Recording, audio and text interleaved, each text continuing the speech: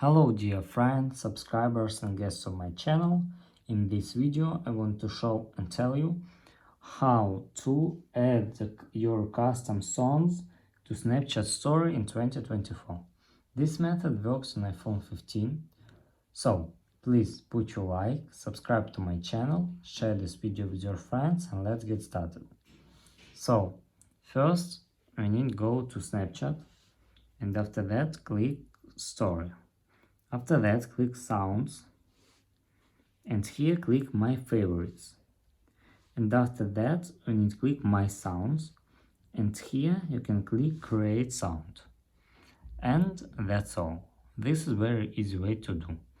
If you enjoyed this video and found it helpful, please put your like, subscribe to my channel, and share this video with your friends. Bye bye everyone. See you later.